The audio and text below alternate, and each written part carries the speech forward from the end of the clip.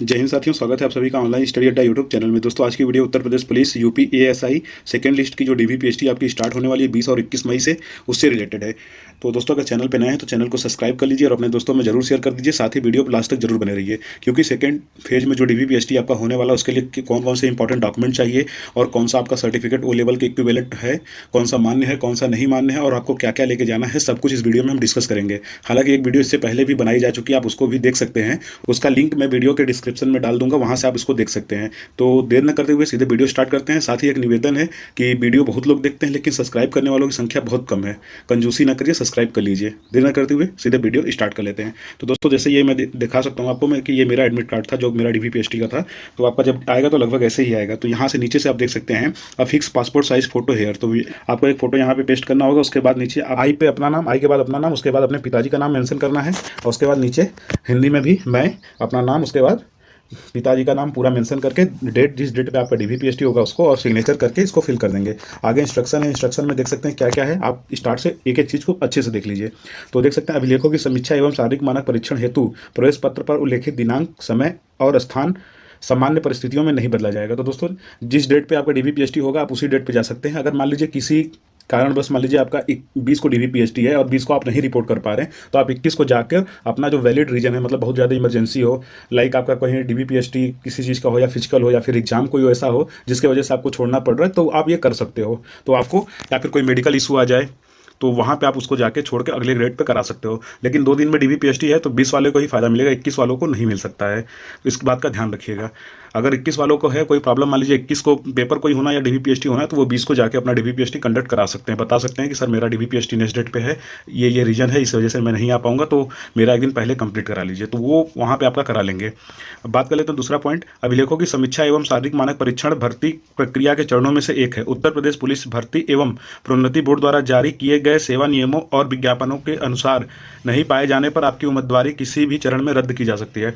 तो दोस्तों, जैसे डीवीपीएसटी एक प्रोसेस है, इसका सिलेक्शन प्रोसेस में ही एक शामिल किया जाता है। तो आपका जैसे अगर इसको कंप्लीट नहीं करते हैं तो आप वहीं से आपका कैंडिडेचर जो है वो रद्द कर दिया जाएगा। तो ये तीसरा पॉइंट देख सकते हैं, अभिलेखों की समीक्षा के चरण में सफलता का मतलब यह नहीं कि आप अंततः चुने गए हैं। उम्मीदवार का चयन अंतिम योग्यता सूची पर आधारित है। नियुक्त प्रभारी द्वारा नियुक्ति पत्र देने से पूर्व मूल अभिलेखों का सत्यापन कराया जाएगा। तो दोस्तों, अगर जैसे डीवीपीएसटी आपकी कंप्लीट हो जाती है, आप उसमें पास हो गए, तो इसका मतलब ये नहीं है कि आपको सिलेक्शन हो चुका है। आपका टाइपिंग के बाद भी एक डीवीपीएसटी होगा जो कि मेडिकल के समय होता है। उस टाइम आपका सभी करेक्टर सर्टिफिकेट से लेकर और भी जितने डॉक्यूमेंट है सबको वेरीफाई किया जाता है। उस टाइम आपसे एक शपथ पत्र भी लिया जाता है। तो उसके बाद आपका जो ज्वाइनिंग लेटर आपको जब तक नहीं मिल जाएगा तब कंप्लीट माना जाएगा। इससे पहले आप चयनित नहीं माने जाएंगे।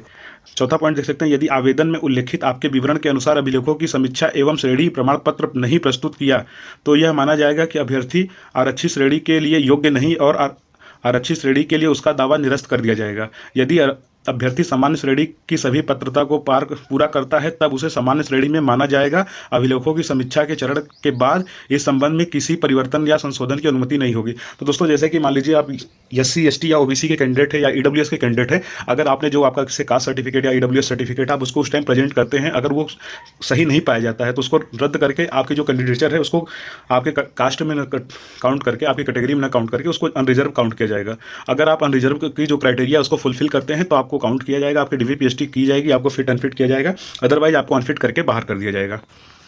पांचवा पॉइंट है, अभिलेखों की समीक्षा एवं शारीरिक मानक परीक्षण हेतु चयन प्रक्रिया में सम्मिलित होने के लिए कोई यात्रा भत्ता, आहार भत्ता या कोई अन्य खर्च नहीं दिया जाएगा। तो दोस्तों, जैसे कि आपको पता है कि आपको ना कोई ट्रैवलिंग अलाउंस मिलने वाला है, ना आपको फूड अलाउंस मिलने वाला है, तो इसमें कुछ नहीं मिलता है, ये जानते रहिएगा। साथ ही छठा पॉइंट है, डाउनलोड किए गए प्रवेश पत्र के साथ मूल फोटो युक्त पहचान पत्र जैसे आधार, ई-आधार अथवा पासपोर्ट लाना अनिवार्य है। मूल फोटो पहचान तथा प्रवेश पत्र के बिना अभिलेखों की समीक्षा प्रक्रिया में सम्मिलित होने की अनुमति उम्मीदवार को नहीं दी जाएगी। तो दोस्तों, आपके पास एक आपका फोटो ID प्रूफ होना चाहिए, लाइक आधार कार्ड हो, आपका ई-आधार हो, या फिर आपके पास पासपोर्ट हो, या फिर आपका पैन कार्ड भी चल जाएगा, ड्राइविंग लाइसेंस भी मान्य है। तो जिसमें आपकी फोटो होगी वो आपका मान्य किया जाएगा। और साथ ही आपके पास प्रवेश पत्र होना चाहिए। ये दोनों जरूरी से होना चाहिए। अगला पॉइंट है, कृपया फोटो चिपकाने के लिए प्रवेश पत्र पर दिए गए स्थान में पासपोर्ट आकार के रंगीन फोटोग्राफ चिपकाएं। फोटो वही होनी चाहिए जो ऑनलाइन आवेदन या परीक्षा के समय अपलोड या चिपकाई गई हो। तो दोस्तों, जो आपका मैंने ऊपर दिखाया था कि आपको एक फोटो लगानी है, तो ट्राई करिएगा कि जो आपने एप्लीकेशन फॉर्म सबमिट करते समय फोटो लगाई वही लगाइए, अदरवाइज दूसरी भी फोटो लगा सकते हैं, बस क्लियर होना चाहिए कि आप ही हैं। और आठवां पॉइंट है, अभिलेखों की समीक्षा के समय अभ्यर्थी द्वारा विधिवत हस्ताक्षरित इस प्रवेश पत्र को जमा कर लिया जाएगा। तो जो आपका एडमिट कार्ड है इसकी चाहे तो 2 कॉपी आप रख लीजिएगा, क्योंकि इसको वहाँ पे DVPST के समय इसको जमा कर लिया जाएगा। और देख सकते हैं दोस्तों, इसके बाद आपका जो DVPST के लिए जो दस्तावेज चाहिए उसकी पूरी लिस्ट है। तो इसमें देख सकते हैं सबसे पहला चाहिए एप्लीकेशन फॉर्म। दोस्तों यह मैं दोबारा से इसको बता रहा हूँ, इसलिए अच्छे से आप लोग समझ लीजिएगा। दोस्तों एप्लीकेशन फॉर्म की अगर बात की जाए तो एप्लीकेशन फॉर्म जब आपने फॉर्म सबमिट किया था तो आपने प्रिंट आउट लेकर रखा होगा। अगर आपके पास मान लीजिए कहीं गुम हो गया तो कोई प्रॉब्लम नहीं है, आप फिर भी DVPST अगर आपके पास नहीं है तो DVPST कराने जाइए। आपको जब आपकी बायोमेट्री होगी, एंट्री होगी आपके DVPST वाले दिन को, तो आपको एक फाइल मिलेगी, उसमें ऑलरेडी एक एप्लीकेशन फॉर्म लगा होता है। उसके बाद आपकी वेरिफिकेशन प्रिंट आउट भी निकलती है जिसपे आपको सिग्नेचर करना होता है, तो उसकी वजह से कोई प्रॉब्लम नहीं होने वाली है। पॉइंट 2 है 2 कलर पासपोर्ट साइज फोटो। तो आपके पास कम से कम 2 फोटो तो होना अनिवार्य है, हालांकि मैं कहूँगा 2 से अधिक ले जाइए। हालांकि एक एडमिट कार्ड पे लगता है, एक फोटो और लगता है, टोटल 2 का ही यूज नहीं हो पाता। तीसरा पॉइंट है फोटो युक्त पहचान पत्र। तो आपके पास कोई आपका ID प्रूफ होना चाहिए, आधार कार्ड, पासपोर्ट हो गया, या फिर आपका ड्राइविंग लाइसेंस हो गया, पैन कार्ड हो गया। चौथा पॉइंट है अभिलेखों की समीक्षा का चेकलिस्ट। तो दोस्तों DVPST का जो चेकलिस्ट है, जैसे अभी मैं ये बता रहा हूँ, तो एक चेकलिस्ट ऑलरेडी ये भी कह सकते हैं कि ये चेकलिस्ट है। एडमिट कार्ड प्रिंट आउट करेंगे उसमें ऑलरेडी एक DV चेकलिस्ट है, तो उसको आप लेके जाइएगा। और वहाँ पे आपके फाइल के साथ ऑलरेडी एक DV चेकलिस्ट लगी रहती है, तो आपको उसकी जरूरत नहीं पड़ने वाली, उसको लेकर परेशान मत होइएगा। अब बात कर लेते हैं आपका जो शैक्षिक एजुकेशनल डॉक्यूमेंट है उसकी बात करेंगे। सबसे पहले हाई स्कूल की बात करेंगे। तो आपके पास हाई स्कूल का ओरिजिनल मार्कशीट होना चाहिए और सर्टिफिकेट होना चाहिए, और उसकी जो फोटो कॉपी होनी चाहिए वो अटेस्टेड होनी चाहिए। जितने भी आपके सर्टिफिकेट है एजुकेशनल, चाहे कैटेगरी आपका कास्ट सर्टिफिकेट हो, या फिर डोमिसाइल हो, या फिर कोई अन्य सर्टिफिकेट, सभी राजपत्रित अधिकारी द्वारा प्रमाणित होना चाहिए। अब बात करें अगर राजपत्रित अधिकारी कौन से होते हैं, तो आपका DM, SDM, उसके बाद आपका जो ब्लॉक का ऑफिसर होता है वो भी हो गया। साथ ही आपके जो इंटर कॉलेज, जो सरकारी इंटर कॉलेज उसके जो प्रधानाचार्य हैं वो भी आते हैं उसमें। साथ ही आपके जो सामुदायिक स्वास्थ्य केंद्र का जो CMO होता है वो भी मान्यता देता है, और जैसे पशु चिकित्सक जो मुखिया होते हैं उसके CMO होते हैं वो भी हैं। तो आप कहीं से भी करा सकते हैं, इसको करा के ही लेके जाइएगा। और साथ ही अब बात करें दूसरा का, तो 12th आपका इंटर का होना चाहिए। उसके बाद आपका उसकी फोटो कॉपी होनी चाहिए, वो भी अटेस्टेड होनी चाहिए, ओरिजिनल और फोटो कॉपी दोनों चाहिए। साथ ही ग्रेजुएशन। तो दोस्तों ग्रेजुएशन या इसके इक्विवेलेंट। तो ग्रेजुएशन की अगर बात की जाए तो दोस्तों आपके पास अगर ग्रेजुएशन का सर्टिफिकेट है तो बहुत अच्छी बात है। अगर आपके पास नहीं है तो आप फाइनल ईयर का मार्कशीट, उसके साथ में प्रोविजनल सर्टिफिकेट ले जाइए। अगर आपको मान लीजिए प्रोविजनल भी नहीं मिल रहा है तो कम आपके पास फाइनल ईयर का मार्कशीट, साथ ही फर्स्ट ईयर और सेकेंड ईयर का मार्कशीट भी होना चाहिए। आप उसको दिखा के आपका DVPST कंप्लीट करा सकते हो। साथ ही अब बात कर लेते हैं अगला O लेवल सर्टिफिकेट या उसके समतुल्य। तो दोस्तों जो आपके पास, अगर आपके पास O लेवल सर्टिफिकेट है तो उसको ले जाइएगा, या फिर उसके जो इक्विवेलेंट है उसको लेके जाइएगा, और उसकी फोटोकॉपी वो भी अटेस्टेड होनी चाहिए। तो देख सकते हैं अभी इसमें बात करेंगे, क्योंकि इसको लेके बहुत से क्वेश्चन है, तो उसको मैं सबसे पहले आपको दिखाना चाहूँगा कि कौन कौन से आपके सर्टिफिकेट O लेवल के इक्विवेलेंट है, जो कि आपके ऑफिशियल नोटिफिकेशन में दिया गया था। मैं वहाँ से ही दिखाऊंगा, तो आइए देख लेते हैं।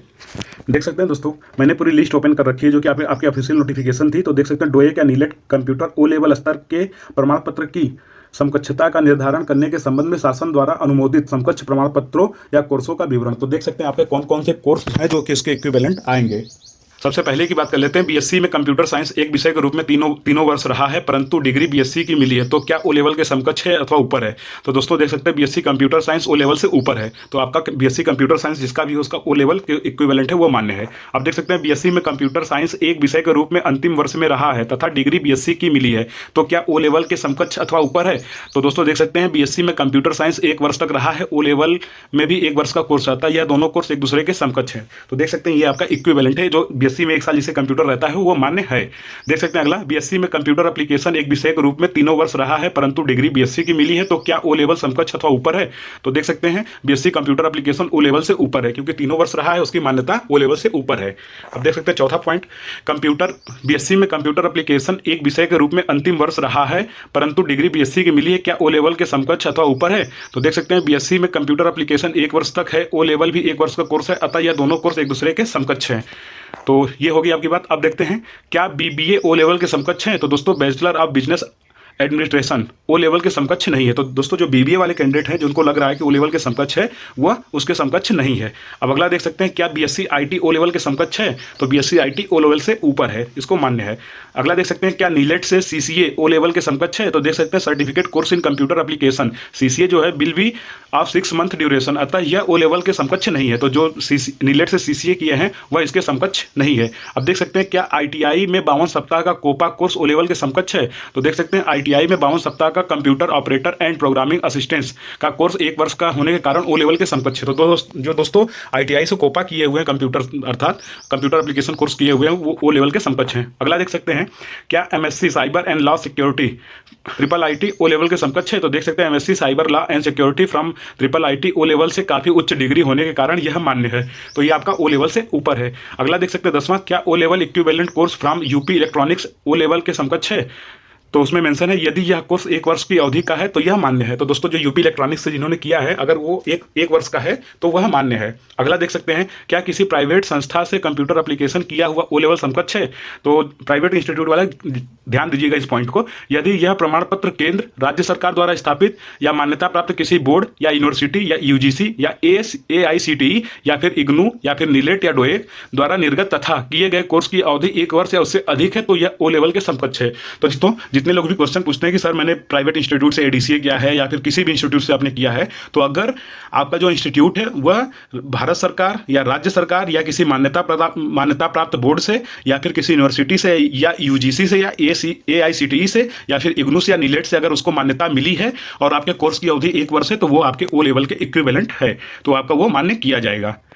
अगला देख सकते हैं क्या किसी प्राइवेट संस्था से DOAP या DOMA या ADC या ADCA या फिर ADCH या ADCP या फिर DCA या DCFA या DCS या DCTT या DIP या DISA या DISM या DIT या DOAP या DST या DTP या MDCA या फिर MDCISM या फिर MDIT या फिर MOMSP या CINSN या ADCA, DCA, ADCST या ADHN या ADI या ADP या ADSC या AITT या DCTT या DISM, DST या PGDCW कोर्स किया हुआ O लेवल के समकक्ष है। तो दोस्तों अगर यह प्रमाण पत्र केंद्र अथवा राज्य सरकार द्वारा या स्थापित किसी यूनिवर्सिटी या बोर्ड द्वारा मान्यता प्राप्त या यूनिवर्सिटी से या UGC से या फिर AICTE से या फिर इग्नू नीलेट से मान्यता प्राप्त है और उसकी अवधि 1 वर्ष है तो वह मान्य है। देख सकते हैं क्या किसी प्राइवेट